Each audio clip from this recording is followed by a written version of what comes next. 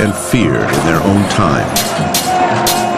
They were ancient warriors who invented the boot camp, the frontal assault, state-sponsored education, and a lifestyle and aesthetic that, to this day, bears their name. They are the Spartans, and this is their story.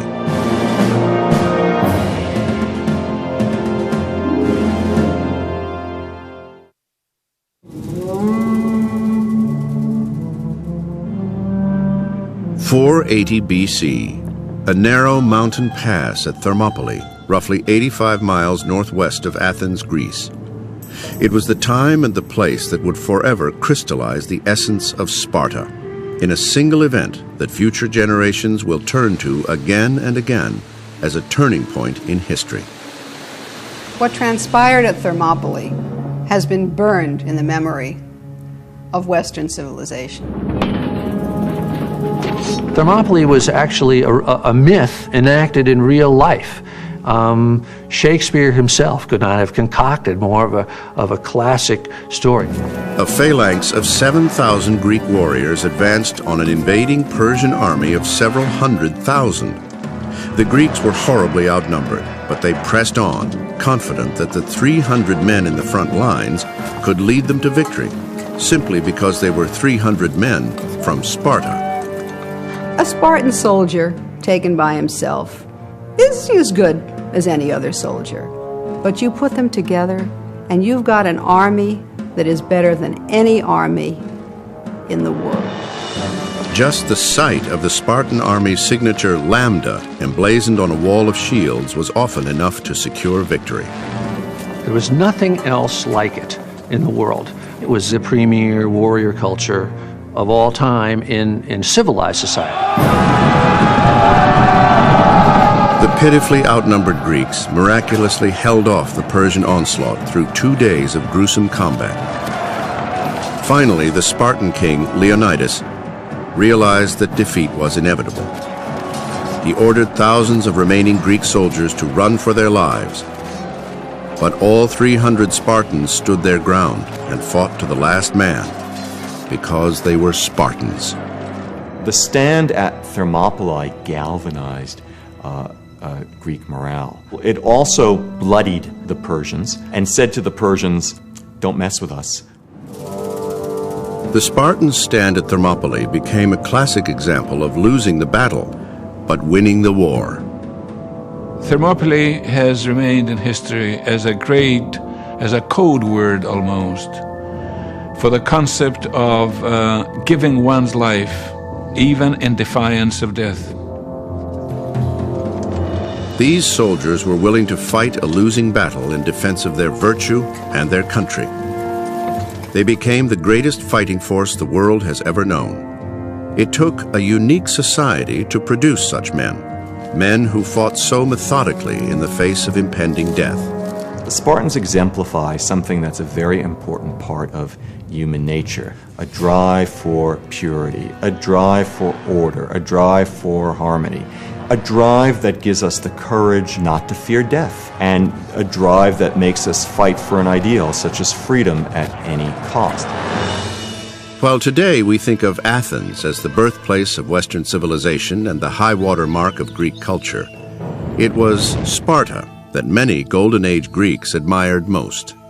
They were really thought of as a kind of an ideal of Greek civilization. But it was a utopia in the sense that it was dedicated to an ideal of virtue, of service to the community, of selflessness and unity. What the Greek city-state valued most of all was freedom from foreign intervention, a sense of belonging, and success on the battlefield. Sparta was abundant in all three. During Sparta's reign, ancient Greece was a collection of more than 1,000 self-governing communities called city-states. A city-state is really a city which functions for all practical purposes like a state or a nation, has its own government, its own army, its own navy, and its own laws. There were all of these states everywhere, many of them very remarkable for their culture. Sparta dates back to the 12th century BC, a time of great change in the ancient world, when Egyptian power was waning and the Second Babylonian Empire was on the rise. According to Greek legend, Sparta began with violence and conquest, when in 1150 BC, invaders from the north, who believed themselves to be descendants of Hercules, moved south to reclaim what they believed to be their ancestral land. When King Lacedaemon took over the central peninsula, he named it Laconia after himself. He named the central capital Sparta after his queen. For nearly 400 years, until roughly 750 BC, Sparta was Laconia's religious, cultural, and governmental center. Art and music flourished. Sparta is known for its beautiful choruses of singing women. The Spartans have a very attractive pottery that was traded. They were famous for bronze working. These are very early examples of Laconian artistry. No fine art of Spartan origin has been found that dates after the 7th century BC. It's as if the people of Sparta just stopped making it. The turning away from the kinds of visual arts that we see as prominent elsewhere is very clearly a self-conscious decision. It was a decision that coincided with the greatest turning point in Sparta's history, a period known as the Messenian Wars. It began when a population explosion forced Sparta to seek new land and new sources of food. They solved their problem by annexing an entire country which was both larger in population and territory than Sparta was. So that quirk of fate, that will change the course of Spartan history for the next 300 years. The land they chose to take over was Messenia, a separate Dorian community directly to the west. There's really nothing to make Sparta look absolutely strange and distinctive until the conquest of Messenia and its aftermath. Messenia had rich farmland and a thriving agricultural economy. Today, it is where the famous Kalamata olives are grown. Messenia was also surrounded by rich stores of iron, Greece's most precious commodity for military equipment. Sparta needed Messenia, but the Messenians did not go quietly. This was a long and hard war. The Spartans were not able to put down Messenian resistance easily or quickly. The initial difficulty is simply topographical, getting over Mount Taygetos, which at its peak is 8,000 feet. But of course you don't go over the peak, you go round the side, and that means a detour, and that means marching a very long way. So you're very far from your base. The people of Messenia were on their way to creating their own city-state culture. They resisted, they tried to remain independent, but the Spartans defeated them. It would take nearly 100 years for Sparta to fully overtake the Messenians. But by the 7th century BC, Sparta ultimately controlled 8,000 square kilometers and became the largest city-state in the Greek Empire.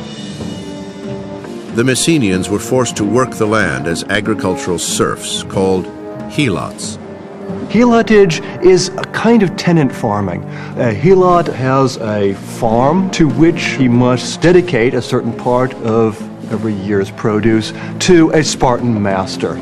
A particular Spartan master is in charge of each helot's farm, and yet the master doesn't actually own that helot as an out-and-out slave. He can't buy him and sell him. No other city-state tried to enslave an entire Greek people. There's probably 250,000 residents of Messenia, and Spartan society is coalesced around 10,000 Spartiate warriors. So they're vastly outnumbered. We ought to think of Sparta as a state under siege. In some sense, there's an analogy here to modern Israel. Now, of course, there are many, many differences, but the Spartans and the Israelis have this in common, that they cannot afford the luxury of giving up their security needs. The situation called for the Spartans to remake their society from top to bottom. They developed new rules that would control every aspect of its citizens' lives. They are the only Greek population that devotes itself entirely to the arts of war. According to the Greek historian Plutarch, the architect of this new warrior city-state was a Spartan lawmaker named Lycurgus. Lycurgus reportedly traveled throughout the Mediterranean, gathering the best of military statecraft from Crete, from Ionia, and from Egypt. He also received divine guidance from the oracles at Delphi, where, it was said, advice from Apollo was transmitted directly to him. With these new discipline guidelines, Sparta eventually transformed itself into a great militaristic society. The armies, or the defenders in those days, were really just militias. They were just farmers taking down spears from above the fireplace and getting out there and fighting. Lycurgus, the original founding Spartan, so to speak, I think he just kind of said, hey, let's turn pro here. And then the whole society sort of unspooled from that decision, for good or ill. His laws prevailed because they came with the authority of the Delphic oracle. And the oracle said that these laws should be obeyed as though they were divine laws. Lycurgus may have been a man or the instrument of a legend. But in either event, the Spartans believed that it was Apollo's God-given wisdom that led them to create a master plan for Sparta. Their society was based on a pyramid of power. At the top were the roughly 10,000 men of the Spartan elite. They were called, in Greek, the homoioi, meaning the equals. In theory, each would have the same wealth and the same say in the government. The goal was to make a society of equals, an army that could fight and where there would be no dissension, a polity that had unity. Everything aims at homogeneity, similarity, if you will, and that is one of the keys to the Spartan system. We're going to have stability, we're going to have order, we're going to have obedience. Below the homoioi were the roughly 50 to 60,000 free people who lived throughout Laconia, mostly on the outskirts of the capital city of Sparta. They were called the perioikoi, the dwellers around. They allowed them to be independent, except that they couldn't make any political decisions. And they also compelled them to follow the Spartans whithersoever they may lead. The perioikoi were essentially a non-voting middle class that kept the homoioi prepared for war. The great bulk of the trade and the manufacturing, the craftsmanship that was necessary to maintain Spartan society, somebody had to make them weapons after all, was done by these perioikoi. They were the engine that made it all work, because they freed the Spartan peers so that they had full leisure time to train athletically and every other way for war. All pursuits not essential to the new Spartan machine were abandoned. I think it's clear that one of the prices the Spartans paid for this solution to their problem was a cultural deprivation that they imposed on themselves. Because artistic creativity requires a degree of freedom that I think would have made them nervous. At the bottom, and outnumbering everyone else, were the helots. The wives and daughters of the Spartan elite ran their households. This system left the equals responsible only to the polis, their Greek city-state. They were willing to go to what turned out to be extreme measures to shape a state the like of which no one had ever seen before, and I suppose nobody has really seen since.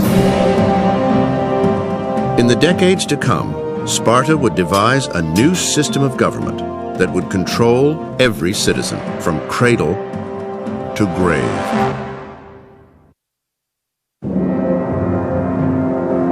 In the 7th century BC, Sparta was unique among all the several hundred city-states that surrounded the Aegean. In every Greek polis, the state played more of a role in governing people's lives than many of us would accept today. Sparta went several degrees better. In no other city-state was the government as intrusive. This was a cradle-to-grave deal. In fact, it was in the cradle that the first measure of the future Spartan equal was taken. At birth, government overseers examined each newborn infant of the elite to determine if he or she should be allowed to live. Less than superior infants were exposed, the Spartan euphemism for leaving an imperfect child to die in a mountain chasm. This seems extraordinarily brutal, but the aim is to produce warriors. And so that's what they're looking for in these newborn children. They needed good men, so I think that they would be unapologetic about the fact that they were breeding the best and strongest that they could. Girl babies, too, had to be approved by the Board of Overseers, who decided whether they should live or be chucked off the edge of a mountain. The surviving girls were raised to be mothers. The boys were raised to become Spartan equals, warriors who controlled the government. In Sparta, the government was by the people and for the people, if you were one of the homoioi, the equals.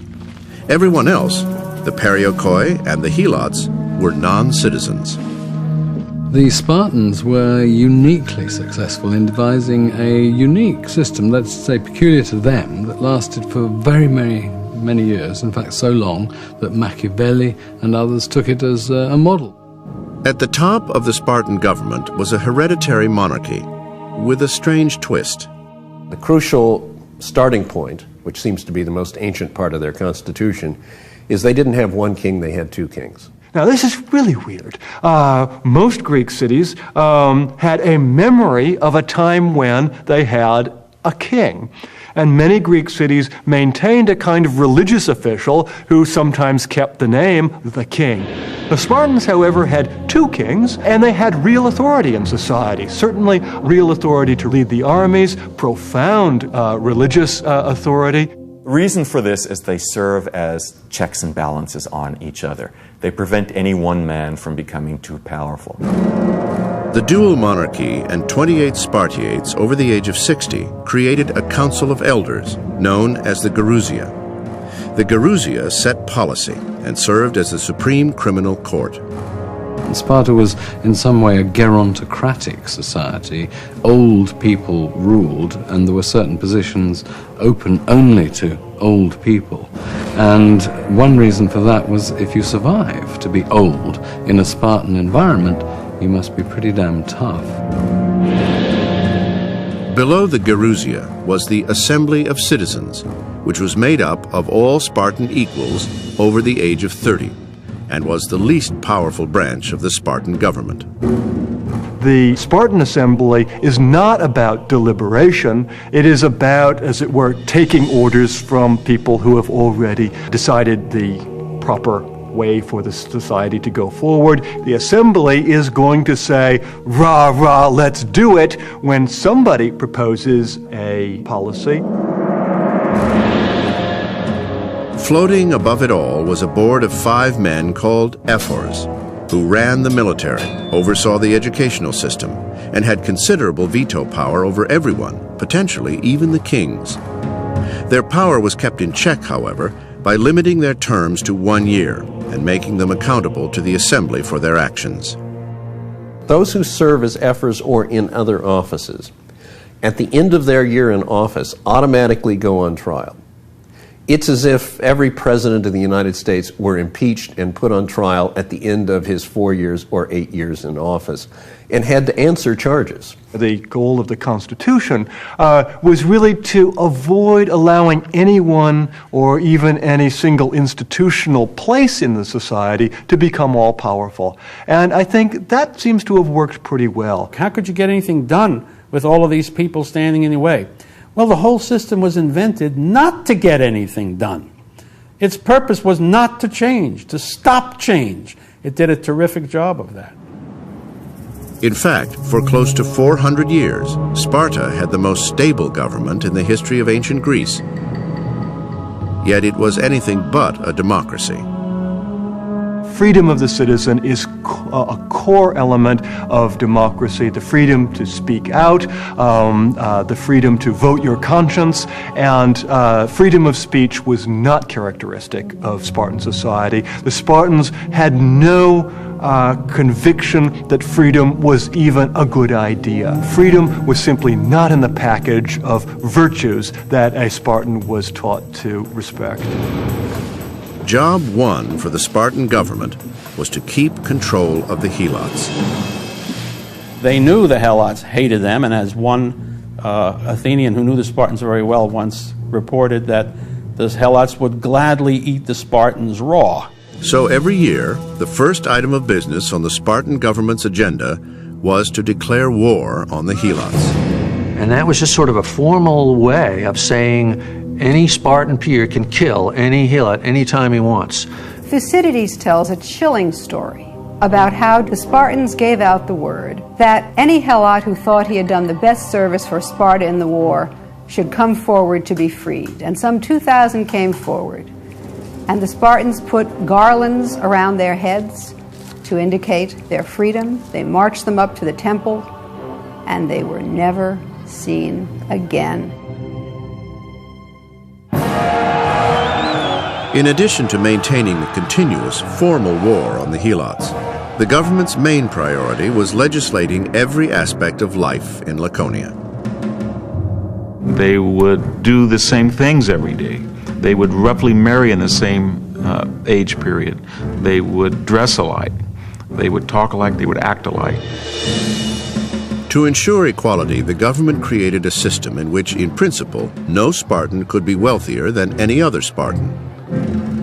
If there was a great difference in wealth or in obvious creature comforts, it would be disastrous. They forced the size of the farm that supported each warrior family to be perpetually the same size. And that is only possible if you destroy a market system. And that meant there could be no money, there could be no open markets, there could be no exporting and importing. To further eliminate the need for any kind of Spartan shopping spree, all households, by fiat, were designed exactly the same. Everything was functional, plain, and identical. Spartan culture was austere. That's why we use the word Spartan to mean austere or tough today. In Sparta, it's really considered unacceptable for wealthy people to show off in the way that they dress. There is a austerity and equality, if you will, a lot of people wearing good Republican cloth coats in Sparta.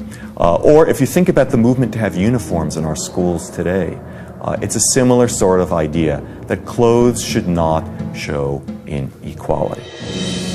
Even the speech of the elite Laconians was required to be austere. The Spartans were trained to be men of few words. It matched the simplicity and the force of Spartan warriors.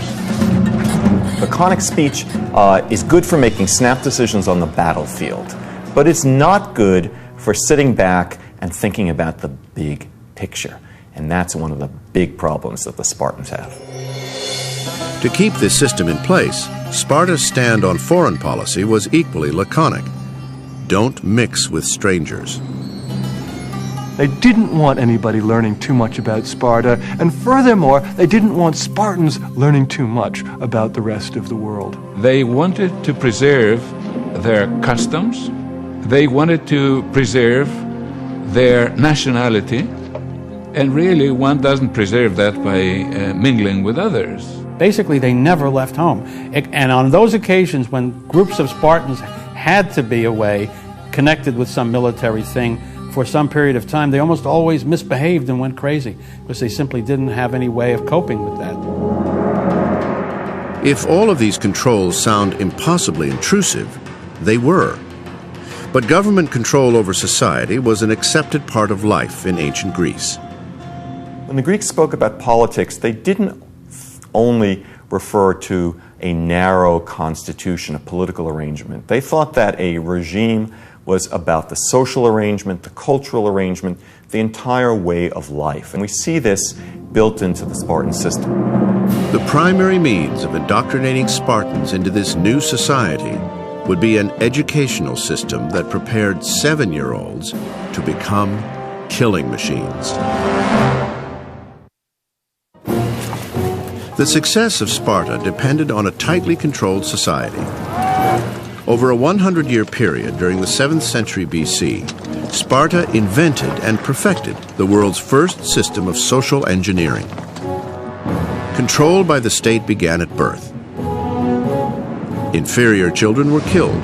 Superior children were indoctrinated, trained, and molded into the kind of fighting force that could control the helots, the enslaved people of Messenia. Once you have a small population that must enslave a large population, then each Spartan, in the Spartan view, must be qualitatively superior to every 10 or 12 Messenians. The only way they felt they could achieve that level of military excellence was to bring all of the youths in a group, give them standardized training, and do it from a very early age. When they were 7 years old, Spartan boys were taken away from home to be cared for and trained by the state. They lived in a kind of military academy called the Agogé. At age 7, the young Spartan boy enters the world of males that really will be his life for the rest of his time, for as long as he survives. Initially, he is brought into what I have sometimes called the Cub Scout troop from hell. The Agogé is 15 years long pep rally.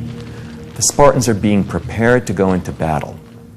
And here an alleged saying of Patton comes to mind. Patton is supposed to have said to his men, "I don't want you to kill for me, I want you to die for me." And that's the thing about the Spartans. They are ready to die. For a Spartan boy's first 5 years in the Agogé, from age 7 to age 12, a government trainer-in-chief called a paidonomos instructed him in basic literacy and physical education. Discipline and punishment, however, were often meted out by slightly older boys.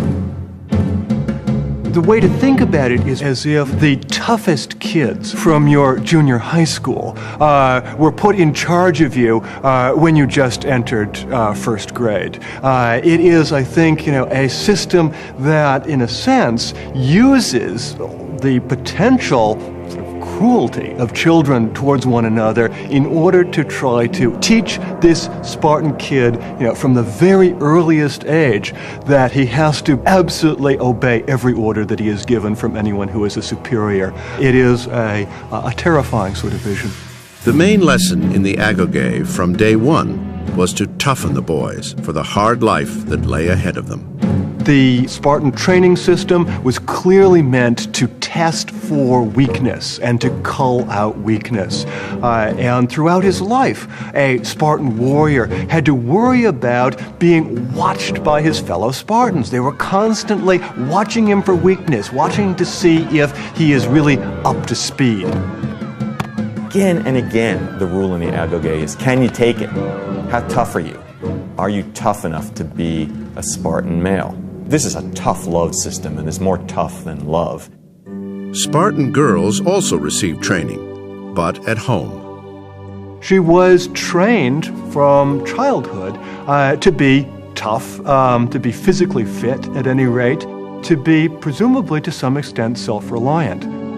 Because their raison d'etre was to produce strong sons to defend the community, they ate well, they participated in athletics, so they were, in a way, prime breeding specimens.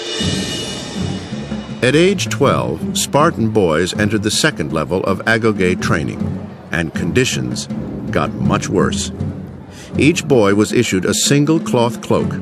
This was the only garment they were allowed to wear year-round. They were also required to go barefoot, all in the name of toughening them physically and mentally. Anybody who's been to Laconia in the winter can see that the very idea that you would go barefooted or you'd have a single cloak would kill a modern American within minutes. Tired and cold, the boys were also hungry. Evening meals were cooked, if that's the right word, by the helot attendants. and they cooked absolutely horrendous food, apparently. And the most famous meal of the Spartans is what's called the blood soup. It's basically pork with a lot of blood floating around. Travelers to Sparta were appalled at the Spartan diet. One famous description was recorded by a visiting Sybarite from the north. And he came to Sparta and he said, after sampling this soup, he now understood why the Spartans were so willing to die. The soup was not only bad, there wasn't enough of it. You get enough food to survive, but you don't get enough food to be happy. And so you're taught right away that if you want to get enough food to be happy, to feel full, you're going to have to steal it. That was done in part to keep them sharp, but also in part to teach them survival skills, because it was all part of the business of making a Spartan, who would be the kind of guy who could manage to forage around the country and keep himself alive if he had to. A Spartan child who is caught stealing will be punished, and yet a Spartan child who does not steal will be regarded as a complete wimp. If you are very good at cheating and you don't get caught, then you in fact will flourish. The length one boy went to so as not to get caught was recorded by Plutarch. According to his account, a very hungry young boy stole a fox cub to eat. When a superior suspected he had stolen the fox, the boy hid the vicious little animal under his cloak. Rather than be found out, the boy let the trapped animal bite away at his flesh until he died. This was taken throughout antiquity as an example of Spartan toughness. You know, that boy had been taught to be so unflinching, to deal with pain, to be respectful to his superiors. On the other hand, he was being eaten alive from the inside. Toughening and strengthening Spartan adolescents was deemed necessary because of the kinds of battles they would one day fight. The phalanx is as strong as the weakest link. So the crucial element is to make sure that everyone is more or less equally strong, and that those who are weaker are simply eliminated. It was said of the Spartans that they were the only nation that when they went to war, things actually got easier for them. Life in the agoge was a weeding out process. Boys were continually required to pass tests of strength, flexibility, endurance, and cunning. Failure was severely punished. At the annual festival at the temple of Artemis Orthia, Spartans would gather to watch a test that might be called the grab for the cheese. The young men of Sparta divide into two groups. One group tries to steal the cheese that is piled up on the altar, and another group, armed with whips, try to prevent them from doing so. In that kind of melee, there are going to be occasions when people die. Much of what young Spartan males were put through seems like a forecast of the most ominous aspects of modern fraternity hazings. And indeed, there were many Spartan boys who, when the tests were over, had not passed and had died. It's a constant competition whereby everybody is being judged, graded in effect, and then there are winners who are given various advantages, various honors. So here's your Spartan. He is trained both to be like everybody else and to subordinate everything to the commonality and to be superior to everybody else. To help guide them through their training, each Spartan boy was required to take a mentor, an older man whose association with the boy continued for life. It was the responsibility of the mentor to watch out for a young boy that was in his care, to see that the training was proper, and to see that manners and character were also receiving appropriate attention. Modern scholars debate as to whether or not the depth of their friendship included a sexual relationship. In many situations in which women are excluded from participation, whether it's the military or whether it is something else, then I think the potential for even a homoerotic relationship is much higher. The expectation was that any sexual relationship that may have existed when they were young would be ended at the point in which the boy becomes an adult. But it was expected to continue as a very, very close, tight friendship. And that web of friendships of people who had been mentors and mentees or lovers was part of the glue that kept Spartan society together. So that any time the Spartan army was in battle, there would be men who had the closest possible relationship with each other of a personal kind, standing next to each other in the battle line. The question of cohesion of units, of small units, is decisive in warfare. Can you imagine anything more cohesive than a unit made up of men of this type? As a Spartan male grew older, he would be systematically introduced to two new and distinct, yet entirely practical experiences: marriage and cold-blooded murder.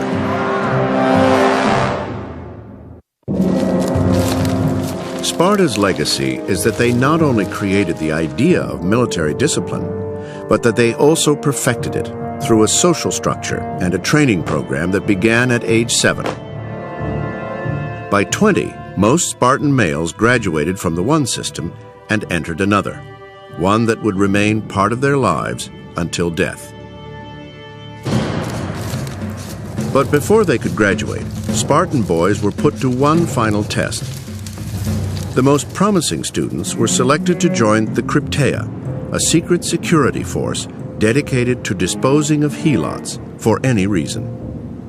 Members of the Crypteia lived outside of Sparta, survived by their wits, and used the cover of darkness to cut throats.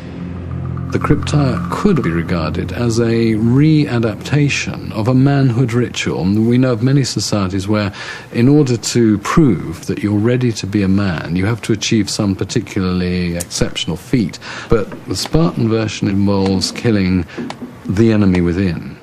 The Crypteia then was a way for the Spartans to take their best and the brightest and use them to make life absolute hell for the people on whom the whole Spartan society was based.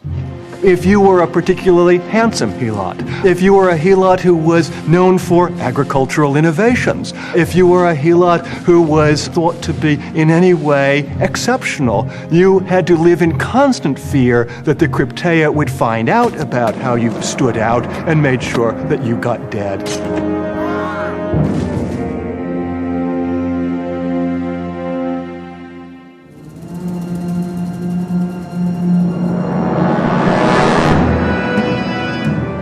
After their term in the Crypteia, Spartan males joined small regiments of 15 men each. These units were called Suicidia, and they would be the Spartans' home for most of their lives. So this is just an absolutely key moment. You had to be accepted into a regiment, and really everything you were doing up to that point leads to this moment of acceptance. Although a Spartan's first duty is to his regiment, each man was also required to get married and produce children. To the outside world, this would seem to be a more pleasant aspect of Spartan life, since the women of Sparta were considered the most beautiful in the world. After all, Helen of Troy was originally a Spartan. But for Spartan men and women who had almost no contact with each other as children, courtship and marriage was just another form of duty to the state that carried with it some of the more strange rituals in Spartan society. You're really almost dealing with two separate societies, and their courtship rituals seems to reflect this. Marriages were arranged. There was no wedding ceremony. Instead, the nuptials took the form of a kind of ritualized abduction. The bride's hair was cut short, and she was dressed in a man's cloak. Then, the groom had to sneak into the house after dark in order to consummate the marriage. That was the beginning of their marriage, their married life. Singularly joyless, I think, ritual, and very significant. In fact, the only time newly married men were supposed to visit their own homes was after dark, with the sole purpose of impregnating their wives. This was part of Lycurgus's law, to keep passion alive, and so make it harder for the lovers to get together, make it more of an adventure, skulking away at night to meet in secret. And then as soon as they would consummate their love, the guy had to beat it back to his common mess, so that it was said that it was not uncommon for a Spartan husband never to have seen his wife in daylight until he was 30 years old. You're talking about a very strange society when you think about these extraordinary checks on normal human impulses that were part of the picture. The purpose of marriage, according to the city-state, was to produce children, preferably boys. The only way a Spartan man can get his name on his gravestone is to have died in battle for Sparta. The only way a Spartan woman can get her name on her gravestone is to have died in childbirth. Reproduction was so crucial, in fact, that Spartans went to extraordinary lengths to make sure women had as many healthy children as possible. So we do have incidents, very strange incidents, where men invite younger men whom they think are better than they are to have relations with their wife with the idea that their offspring might in fact be better than themselves. It is this kind of eugenic tendency, the idea that once you've got a proven Spartan, that proven Spartan should continue in the genetic line of Spartans, is absolutely at the center of their concerns. All of these controls on marriage and family were designed to keep the men from being distracted from their main purpose, to drill and train, to terrorize the helots, and to uphold their own Spartan superiority. Whether the Spartans really believed in their heart of hearts that they were uniformly men of virtue, or whether, in his heart of hearts, a Spartan thought, wow, I wish I could have a weekend in Athens every now and again and have some fun. We don't know. But what we do know is that the Spartans created a vision of themselves as completely content with their perfectly virtuous lives. The great irony, however, was that even though they had the best trained military in the world, the Spartans didn't use it to fight other armies. It's a magnificent military machine, but the attitude of the Spartans seems to be, let's not risk it. Let's not use it. Let's admire it. Let's polish those shields, but let's not use them unless we have to. It was a system that worked inside Sparta remarkably well for 2 centuries. But then, for reasons that are not entirely clear, Sparta began to look outside its own borders for new people to conquer. Perhaps the war machine was in danger of growing rusty from disuse. Perhaps they were simply itching for a real fight. The Spartans confidently thought that their 2 great adversaries, the Argives and the Tegeans, would be pretty easy to defeat. And they're now ready to expand, as it were, to bring more territory within the same system. At the same time, there was a real threat to Spartan supremacy on the horizon. A nation of more than 1 million warriors, hell-bent on conquering Greece. They were the Persians. By the beginning of the 5th century, they're going to start first to conquer the Ionian Greeks in Asia Minor, and then to look toward the mainland. And that's going to explain all of subsequent Greek history for the next 2 centuries. For generations to come, all of Greece would feel the threat from Persia. How Sparta and Athens reacted to that threat would both divide and unite the Greek world.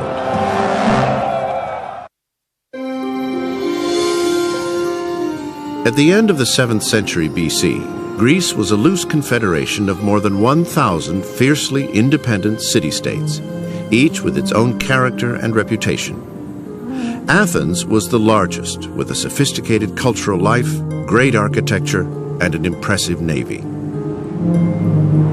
But Sparta, which was revered above Athens by all the city-states around the Aegean, had none of these. Instead, it had sacrificed culture at the altar of war. Sparta was an armed camp.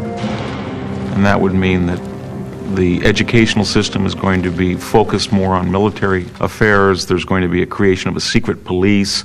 There's going to be a engaging from the rest of Greece for a while. They're not going to send out colonies. They're not going to build a fleet. They're going to be obsessed with this one problem of controlling Messenia. Since the end of the 8th century BC, Sparta had subjugated Messenia, a country whose population outnumbered the Spartans by at least 10 to 1. They did it through a kind of slavery called helotage, and through a campaign of terror carried out by highly trained warriors. Sparta was the first country to develop what would come to be known as Western military discipline. Modern ideals of drilling, marching, rank and file, and the science of the phalanx assault were all invented by the Spartans. In this chaotic world of hoplite warfare, the Spartans had learned that people who kept their head, who kept together, who did not allow gaps between them, could create a greater cohesion and defeat the enemy. Among the phalanxes, the Spartans were the most elegant, the most able to make changes on the battlefield if changes would be needed. The Spartans also redesigned the armament of war from head to toe. The centerpiece was the 3-foot hoplon, or shield, carried by each soldier. Hence the term hoplite to describe the Spartan warrior and those who would adopt their methods later on. Warriors were armed with 9-foot spears, a secondary sword, a heavy helmet with 2 small openings to see, and bronze body armor. So the entire ensemble or panoply might have weighed 70 pounds, and then the idea that these men, no larger than 5'5", 120, 130 pounds, would carry half their body weight in the summer seems absurd. So what is the point? And it seems to be a ritually crafted mechanism of determining an entire war by a single half-hour ritual collision between neighboring city-states. And the Spartans tend to master that way of fighting better than anybody. Battles were decided by quick, decisive, and deadly tactics that relied on teamwork and agility. But for nearly 100 years, this new art of war was more theory than reality. Then, in the 6th century BC, the Spartans weren't content with simply conquering and containing the Messenians. They looked to the north and the city-state of Tegea to further expand their territory. However, Sparta was one of the most profoundly religious city-states in Greece and wouldn't act without a favorable word from the gods. And so, a delegation was sent to Delphi to seek the blessing of Apollo, who was believed to speak through a priestess, or Pythia. Greek oracles were part horoscope, part fortune cookie, part guesswork, part bribery. People often heard what they wanted to hear. A pilgrimage to Delphi didn't resemble a trip to a fortune teller or a palm reader so much as it did a journey to see the Wizard of Oz. Around 560 BC, the Spartans invaded Tegea. Victory was more than simply winning the war. And then, sure enough, Tegea, instead of being an enemy, becomes an ally, and probably the first ally in a series of alliances which spreads through most of the Peloponnese, and indeed outside the Peloponnese. By the end of the 6th century BC, the intimidating Spartan machine had convinced a number of other city-states in the Peloponnese to join with them. This powerful alliance became known as the Peloponnesian League, with Sparta as its leader. The goal was to create a force to stand against Athens, not so much to overtake the powerful city-state, but to avoid fighting it.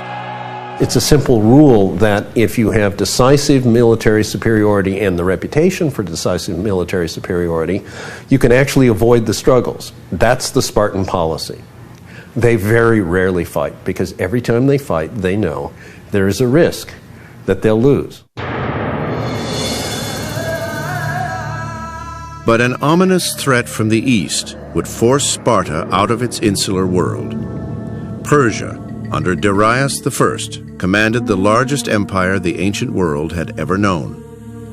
Among the vanquished were many former Greek city-states, including those in Ionia. However, after several decades of oppressive Persian rule and ruinous taxation, the Ionians plotted a rebellion.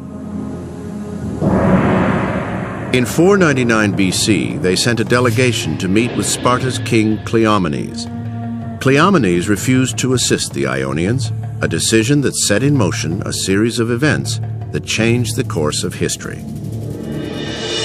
Cleomenes' clearness of vision was not shared by all Greeks. The Athenians were persuaded by the Ionians to send some support to the revolutionaries.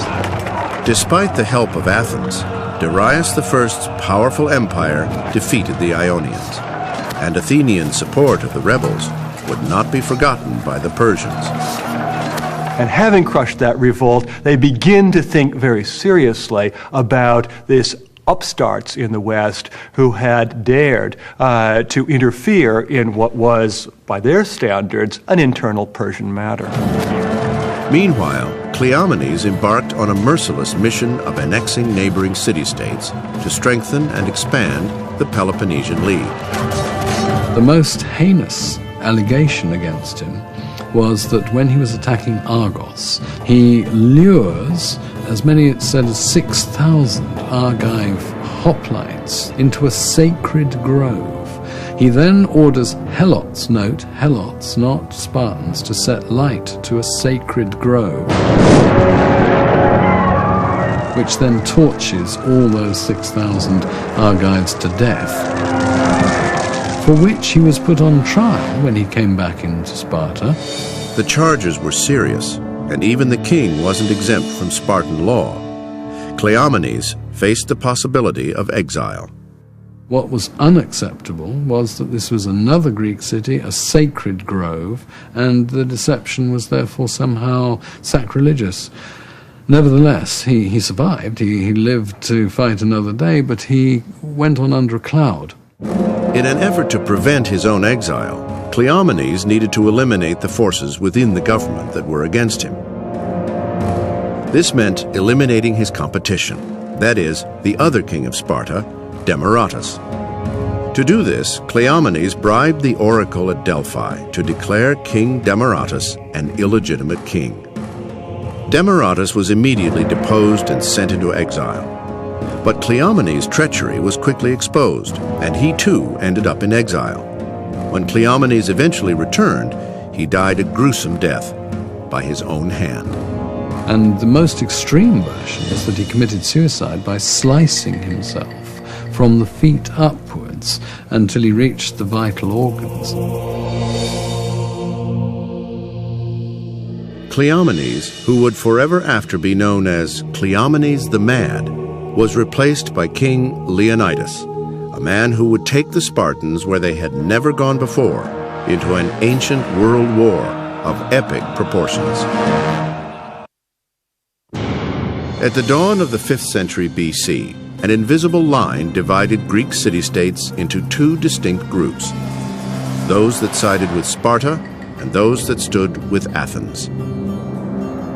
While Sparta tried to maintain its hands-off policy towards warfare, Athens began preparing for the possibility of war with the Persians. There was news that Darius I of Persia was hell-bent on punishing the Athenians for supporting the failed revolt by Ionia in 499. Darius never forgot about it, never forgot about that humiliation. The Greeks claimed that Darius, in fact, delegated a slave to whisper in his ear on a regular basis, "O king, never forget the Athenians." In August 490 BC, Darius I dispatched a flotilla of ships carrying troops to attack the Athenians. The Persian expedition approached Marathon on the northeastern coast of Attica. It was much larger and better supplied than the Athenians thought they could handle. When the Athenians realized that the Persians really were coming and were about to land at Marathon, they sent a runner down to Sparta. They had had mixed relations with Sparta, sometimes amicable, sometimes otherwise, but they certainly recognized that Sparta was the great military power in Greece. As the story goes, the runner covered 140 miles in 2 days, only to be told by the Spartans that sending troops meant disrupting the Carnean festival, a religious ceremony sacred to Apollo. Sparta promised reinforcements when the festivities were over. 10 days later, the Athenians have to send up their forces. They send every man they can, about 9,000 heavy armed infantrymen, and they square off against the Persian forces, who probably outnumber them by 2 or 3 to 1 at the plain of Marathon. For several days, the Athenians and Persians eyed each other from afar in the hot August sun.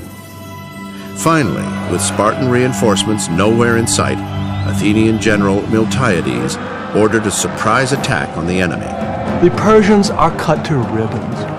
The heavy-armed Athenian hoplites proved to be more than a match for the light-armed Persian infantrymen, and there's just a massacre. Meanwhile, the Athenians have sent a runner back to Athens announcing their victory. In the wake of the stunning Athenian success, the Spartans finally arrived with a hoplite force 2,000 strong. But there was nobody left to fight. When the Spartan army finally gets to Marathon, the Athenians are happy to show them the corpses of the Persians whom the Athenians have handily defeated. So this was something the Spartans had to live down. Meanwhile, the Persians began plotting their revenge. In 486 BC, Darius I chose his son Xerxes to be his successor.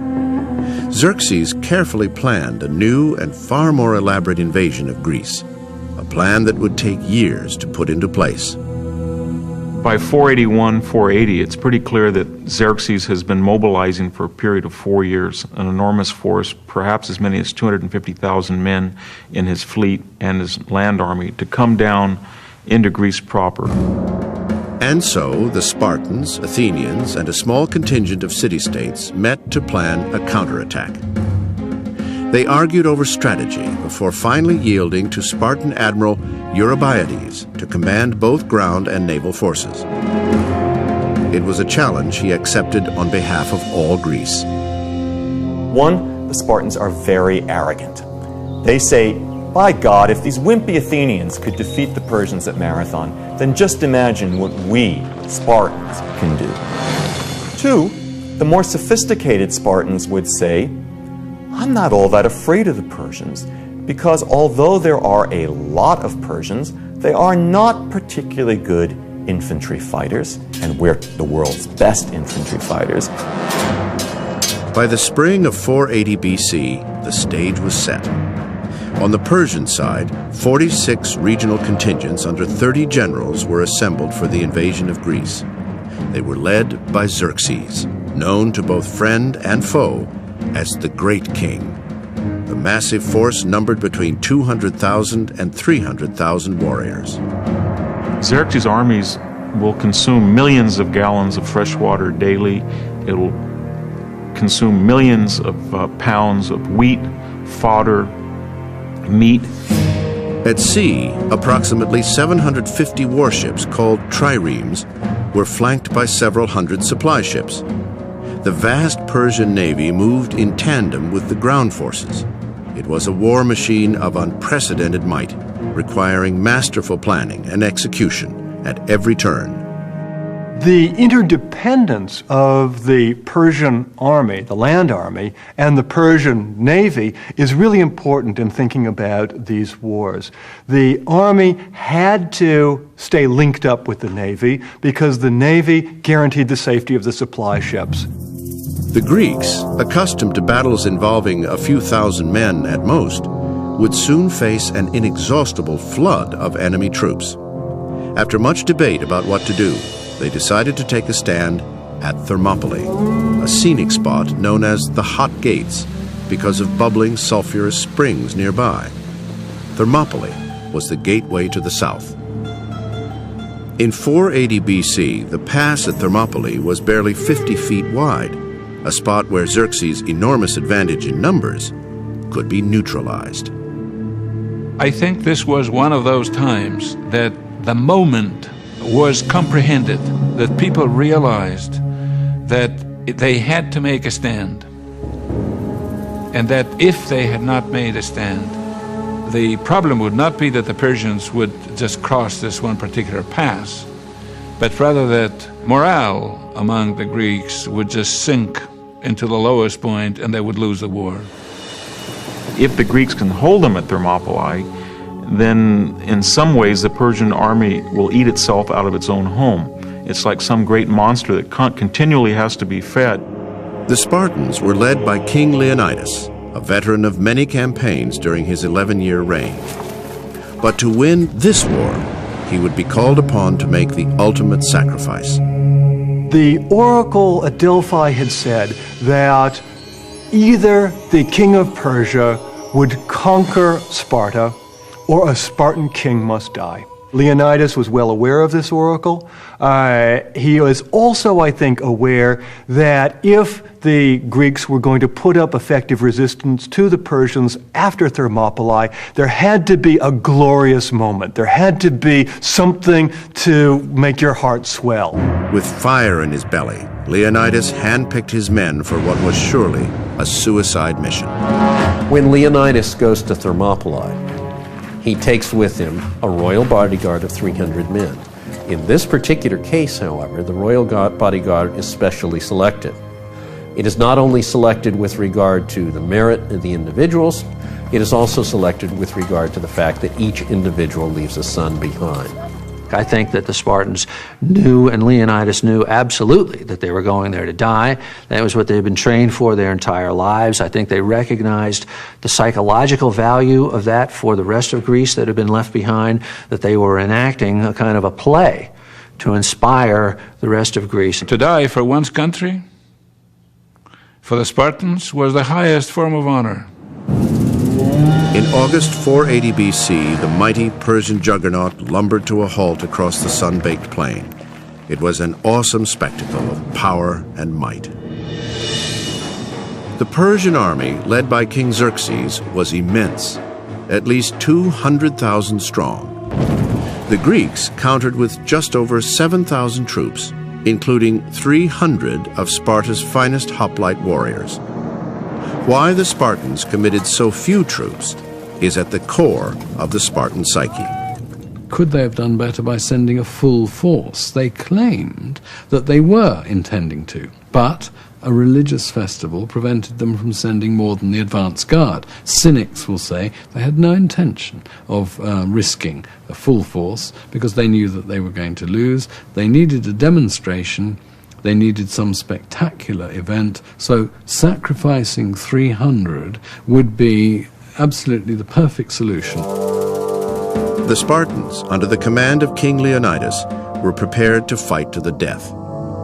When Xerxes sent a messenger demanding the Spartans lay down their arms, Leonidas replied with 2 words, Molon lobe, come and get them.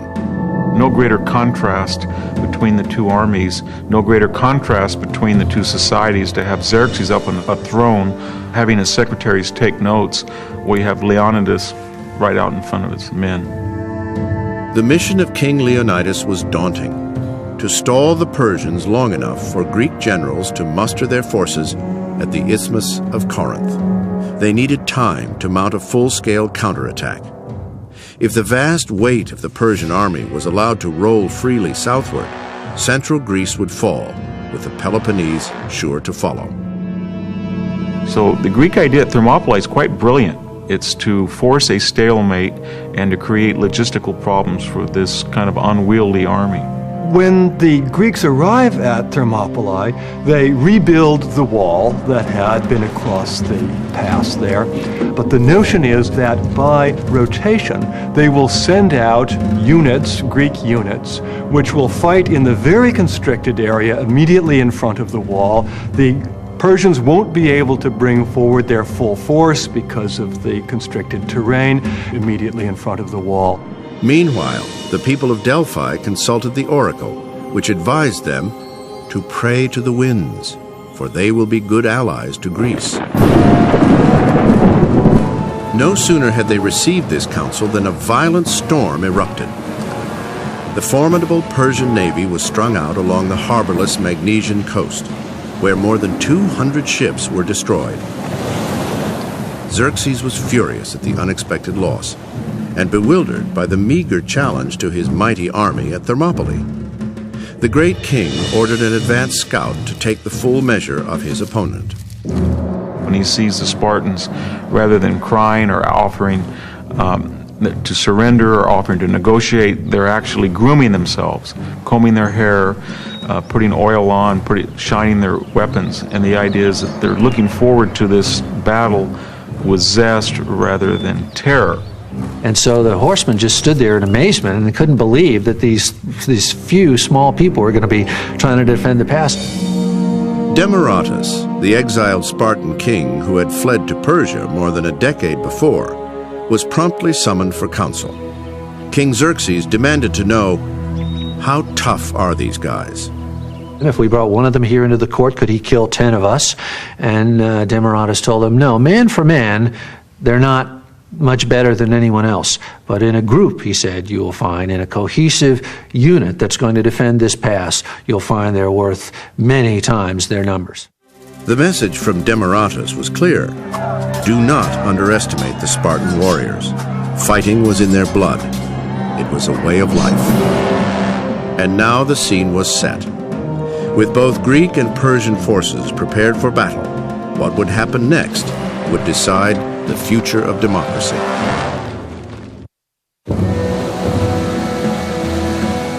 "480 BC, late summer. The fate of the Western world was at hand.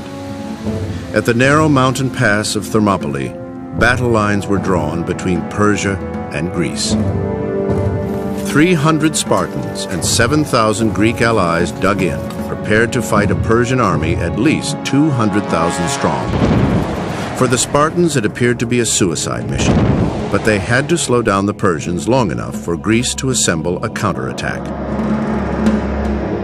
When King Leonidas was leaving to defend the pass at Thermopylae, and he knew that he was going to die, his wife Gorgo, as they were saying goodbye, asked him what were his instructions to her, and he said, marry good men and bear good sons.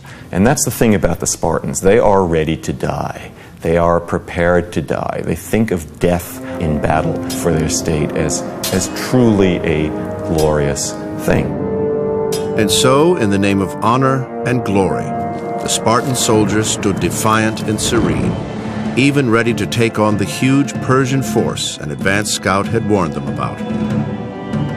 He said that Persian archers were so numerous that when they fired their volleys, it blocked out the sun.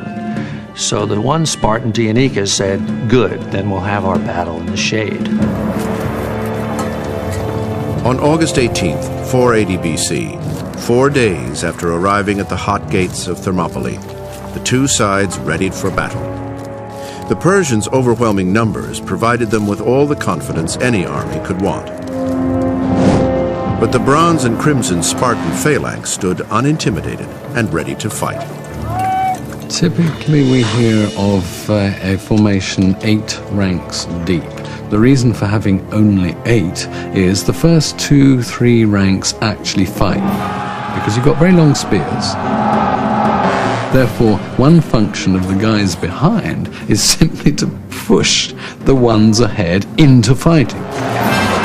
So the cohesion and the push of the back ranks is absolutely key in its way as the prowess and the bravery of the guys in the front. The Persians quickly found their vast numerical advantage was no advantage at all. Once you've given up the idea of maneuver and the idea that Persian horsemen can play no role, then it's almost like a sieve that you've forced all of these people into a bottleneck, and the Persians have to go through bronze and iron, and they've never done that before. And they are chopped to ribbons. In the narrow confines of the pass, heavy armor of the Greeks, their long thrusting spears, their big shields proved to be quite effective against the lighter armor, the shorter spears of the Persians. It would be a terrible thing, noise of people screaming, people defecating, people urinating, people falling down, people being trampled, spears breaking. And it really turns into just a scene of carnage. The Greek phalanx was virtually impenetrable. and by early afternoon the battlefield resembled a snapshot from hell. The whole pass was littered with corpses, and the Spartans showed no sign of cracking. The Spartan phalanx is almost like a corps de ballet in its ability to move and its ability to execute quick decisions on the battlefield and to move as a unit. And that's one of the things that makes the Spartans so formidable in battle. Xerxes was determined to destroy the Spartan phalanx and stop the bloodbath. He ordered his personal bodyguards, known as immortals, into the fray. Only they wore anything approaching the heavy armor of the Greeks. Still, it wasn't enough. A savage battle left the king's finest troops in total disarray, and as the curtain of death fell around them, they broke off the fighting and retreated. Hoplite mentality and ideology is summable up in one phrase, which is stay your ground or keep in your place. And what the Spartans always contributed was that steadiness, that sort of rock solidity. With darkness falling, Xerxes abandoned the struggle. His colossal beast brought to its knees, the Persian losses in the thousands. Across the blood-spattered plain, the Greeks attended to far fewer casualties. Leonidas walked among the dead, knowing all too well that in a matter of hours, his men would meet a similar fate.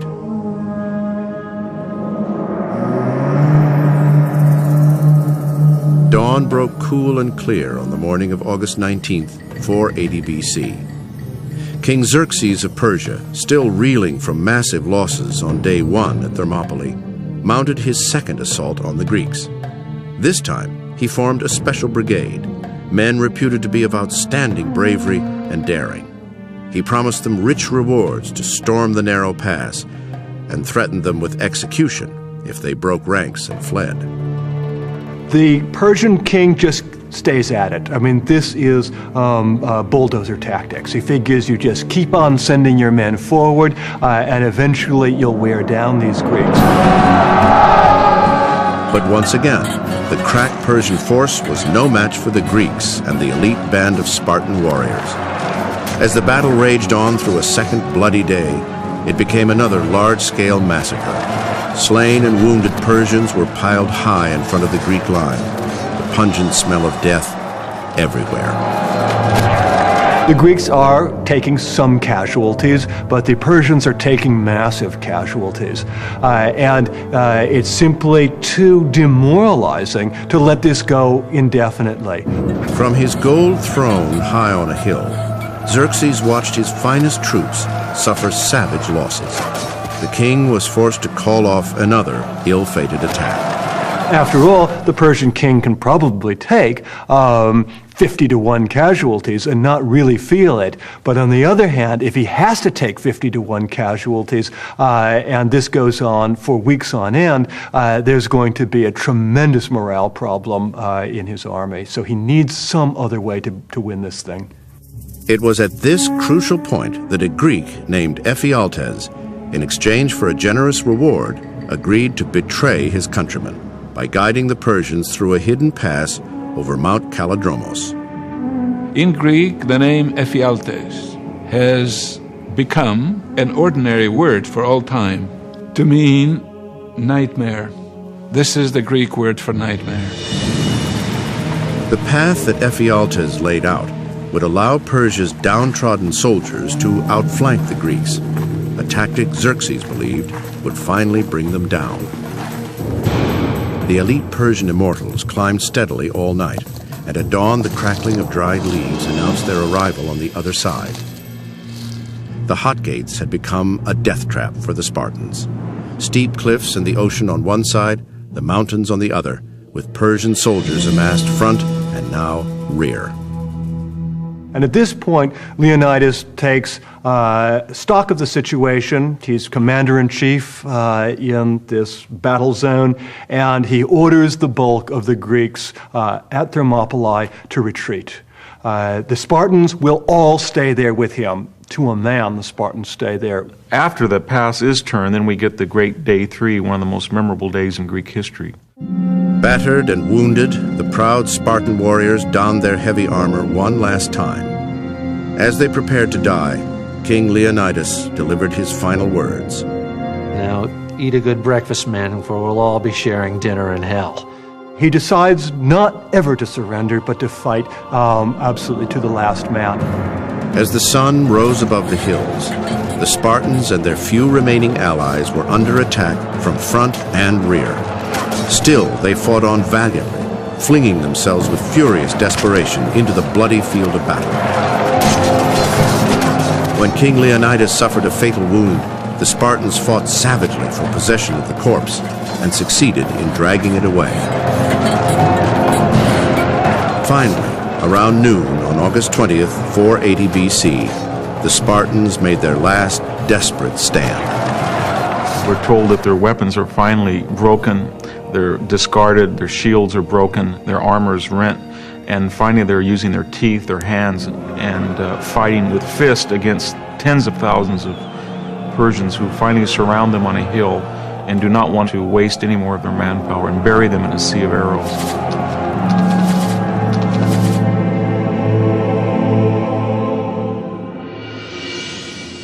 By early afternoon, it was over. All 300 Spartans lay dead, along with several hundred more of their allies. But the Persian losses were staggering, estimated at 20,000. With victory finally in his grasp, Xerxes inspected the battlefield. He found the body of King Leonidas hidden away and had him decapitated, his head displayed on a pole for all to see. It was a barbaric gesture intended to prove that the Spartans were mere mortals after all. But the badly demoralized Persian troops weren't convinced. They knew the war had only just begun, and that more Spartans lay in wait. So there is a fear or almost a sense of mystery about the Spartans that infects the Persian ranks after Thermopylae. Thermopylae, we should be clear, is probably the greatest single defeat in any one day in Greek history. That being said, it does have some dividends for the Greeks. It allows the Greeks to mobilize to the rear in Attica. It gives them a sense of heroism, of coalescence around this act of bravery, and it does strike fear into the Persians that these are people they hadn't counted on. Many years later, a monument was erected at Thermopylae to honor the 300 Spartans who heroically held off 200,000 Persians for 3 ferocious days.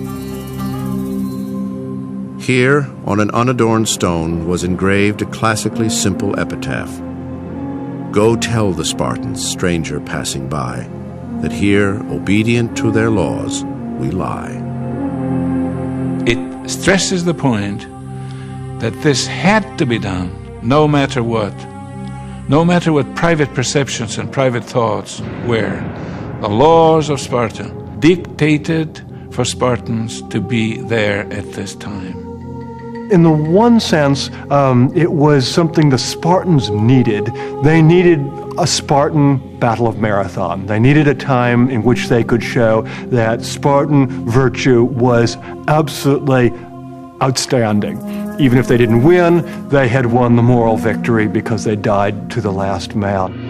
What transpired at Thermopylae has been burned in the memory of Western civilization. After the fall of the Alamo, the local newspaper in Nacogdoches, Texas, proclaimed that Thermopylae now has a parallel. With the Greeks' first line of defense now breached, the Persians were free to drive south through Attica, implementing a scorch and burn policy that spared nothing and no one. Crops and farms went up in smoke, statues of gods were demolished, temples destroyed. Even the Acropolis was set on fire. When word spread throughout Greece that the whole country was ablaze, many Athenians were on the verge of mutiny. They would never have believed that the tide was about to turn.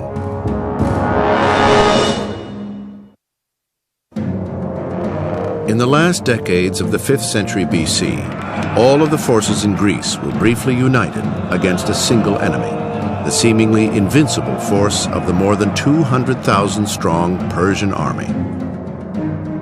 After the Battle of Thermopylae in 480 BC, the Persian army and navy were free to drive south towards Athens. Greek morale seemed low and defeat imminent. But the Greeks decided to place their trust in a shrewd and respected Athenian commander named Themistocles. And the decision is made by the great commander Themistocles to evacuate the hinterland and go over to the island of Salamis and rest the hopes of Greece on a sea battle. The Athenians then decide to withdraw from their territory, not try to face down the Persians in some kind of a hopeless land battle, but rather withdraw from their territory, send their women and children to refugee camps in southern Greece behind the Isthmus wall, and to put all of their faith in their navy. Under cover of darkness, the Greek navy embarked for the Bay of Salamis, some 60 miles down the coast. With its narrow channel, Themistocles was confident Salamis was the ideal spot to counter the superior numbers and greater mobility of the Persian fleet. And Themistocles knows if they can break the Persian navy, then they've really won the war, or at least they've gone a long way towards winning the war because of the interdependence of the Persian army and the Persian navy. With the Greek navy now in place, Themistocles devised a brilliant tactic to lure King Xerxes into making a disastrous move. Themistocles sends him a slave and says, Xerxes, Themistocles would like to be your friend, has seen the light. And you can capture the entire Greek fleet if you just attack now. In a letter delivered by a slave, Themistocles spelled out plans for a Greek withdrawal from Salamis, to be carried out under cover of darkness the following night. Xerxes thinks this is a great opportunity. After all, he had experience with traitors. Ephialtes had showed up just about at the right time at Thermopylae, and now here was this guy, Themistocles. Great. Convinced the Greek navy was in total disarray, Xerxes decided it was the perfect time to strike. So Xerxes does it. Launches the Persian fleet against the Greek fleet in the very constricted waters around Salamis, which is exactly what Themistocles had hoped for. Themistocles knew those waters intimately. He had his fleet stationed to take advantage of the constriction. He also knew when the wind was going to come up behind them, and so when they could charge out most effectively. And what happens is that the Persians charge forward, the Greeks charge forward on their ships. I think we could say it was probably the greatest sea battle in sheer numbers involved in the history of Western civilization. While the Greek fleet moved out like a giant octopus from its rocky lair, King Xerxes was safely perched atop his gold throne at Mount Agileus. By the time he realized his powerful vanguard was trapped, the noose had already tightened. The Persian advantage in numbers, 400 triremes to 300 for the Greeks, was quickly neutralized in the narrow straits. And the whole thing gets locked up into kind of a logjam very quickly. The Persian ships are not able to maneuver.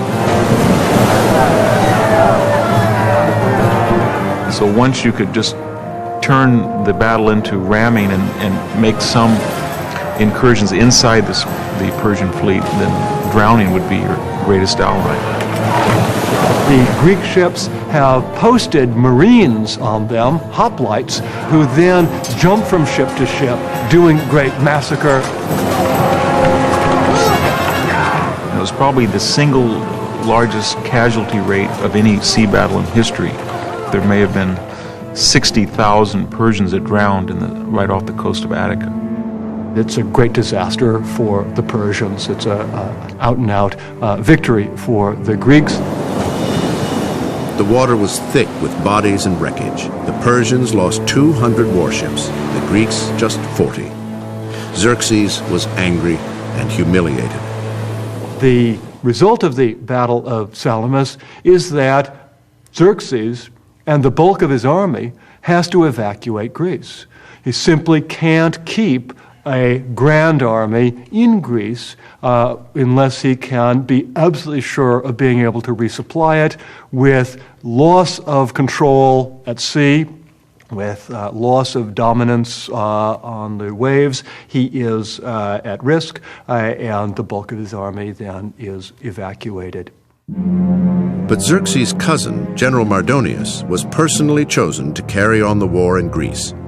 With a crack force of 30,000 men, Mardonius moved north to Thessaly, where there were adequate supplies to see his men through the winter. Meanwhile, Athens and Sparta were bickering jealously among themselves. The Athenians, who bore the brunt of the naval battles, expected a quid pro quo from Sparta's celebrated hoplite warriors, demanding that they lead a ground assault against the Persians. Mardonius learned of the deepening rift between his rivals and attempted to exploit it. One of Xerxes' vassals, who is a Macedonian king, is sent to the Athenians and to the Spartans with an offer that they should come quietly and Xerxes will treat them decently. The Athenians, hoping to force the Spartans to fully mobilize their military machine, considered the deal. The Athenians allow a threat to be quietly conveyed to the Spartans, that if the Spartans do not come to the defense of Attica, do not move into Boeotia, the Athenians might withdraw. Or worse, the Athenians hinted at the unthinkable, an alliance with Persia. At that point, Sparta's blandly elusive ambassadors decided the political chess game must end. The Greeks would unite for one final confrontation with the Persians near the town of Plataea. They've all got to march to the same drummer. And here really is where Spartan leadership comes to the fore. The Spartans are now under the command of not a king, but a regent, Pausanias.